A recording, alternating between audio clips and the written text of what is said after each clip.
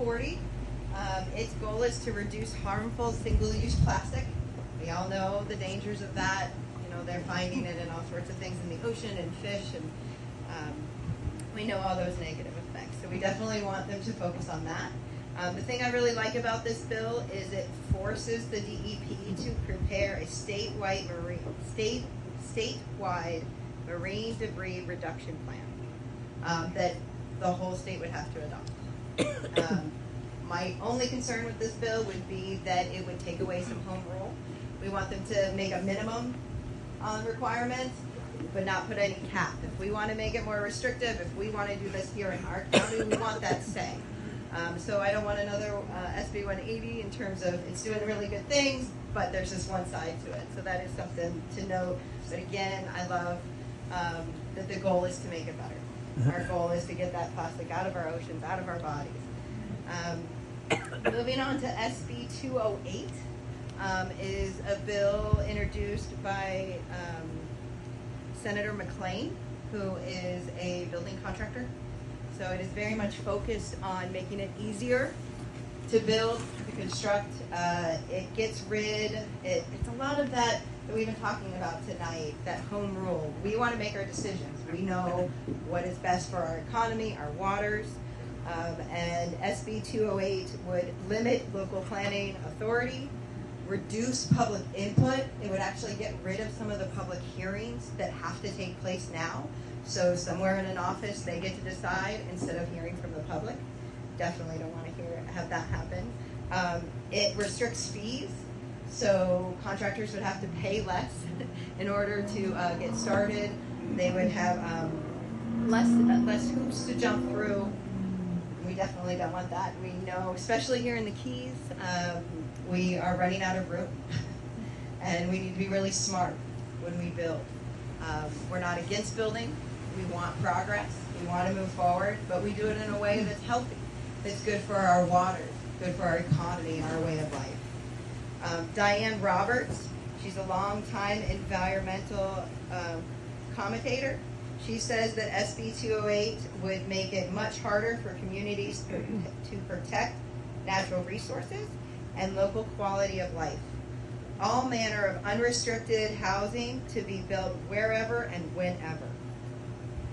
She also points out, of course, Senator McLean is a residential contractor, and that, of course, speaks to kind of blurring those lines between his position and his personal business.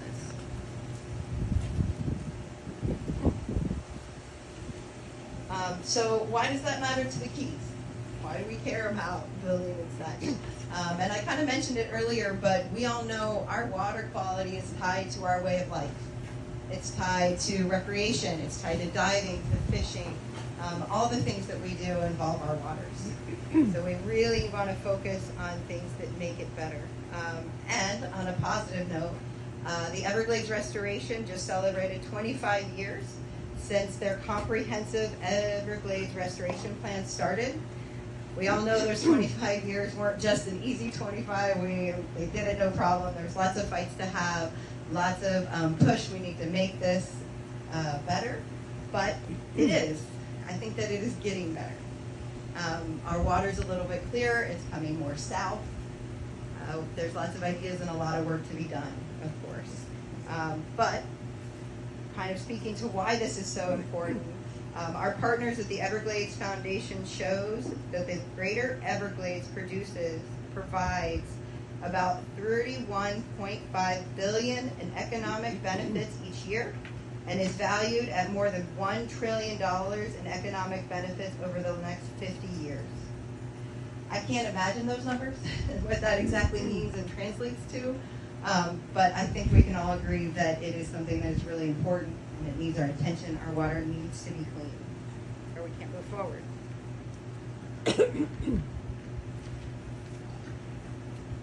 So just one note that I want to say, how much I appreciate you guys all being here tonight. Research shows that when a community comes together, if you have 25% of that community voicing an opinion, it tends to move the whole 100% in that direction. At 25%, I think I don't think that's that much. I think that that's easily doable. But something that's even a lot more doable is at 3 to 4%. You have a sustained movement, 3 to 4% of the population, you will make a change. You will move forward in a positive direction. And looking around here, we can get 3 to 4%, no problem. So again, thank you very much for coming, or for listening. I think I've got someone who wants to add something. Hello, everyone. Michelle Lincoln, Mayor of Monroe County, and I am just so appreciative of everyone being in the room because everyone here truly cares about our environment, and I want you to know that so do your elected officials. I think when you look and you see that we have representation from Senator Ana Maria Rodriguez, you have your current House Rep, Jim Mooney, you have your past House Rep, Ron Saunders, who's now with the city of the islands of Isla Mirada, who truly impacts the decisions that are being made. You have Holly Rashine, who used to be our House Rep, and now she's a county commissioner. And she also sits as the chair of the Water, Environment, and Sustainability Committee at the state level with the Florida Association of Counties, where I happen to also be the president of the Florida Association of Counties. So what you have in this room right now are people who truly care, who love the Keys as much as y'all do, and who want to make the changes that are necessary. So we're here to help empower what you all want for your county. And I know somebody mentioned something about canal restoration. So as an area of critical state concern, the very first goal we had from the state was that unfunded mandate to go from septic to sewer. The next goal is we've identified all of the canals up and down the county, whether it's in the municipality or the unincorporated, that need attention. And every year we are choosing a few and we're starting to do the work we need to do to restore the integrity of those canals. And it all boils down to how much we get in funding to do this, because we certainly don't want to break the backs of our residents by all of the expenses that are involved. Steve, I'm sorry, I just saw you there. You also have representation from the village of Alvarado with one of your commissioners or councilmen. So we do care. We are also frustrated with the quality of water, and again, we are at the very end of the flow, and if we could get the rest of the state of Florida to clean their waters, to go from septic to sewer, that would be a huge help, and I know that is something that we're working on as the association for the Florida, all the different counties, getting them involved in that as well.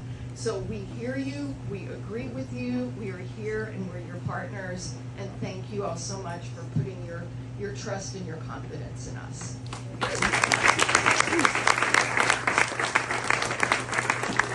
If I could get my speakers back up here, we're going to do a little question and answer.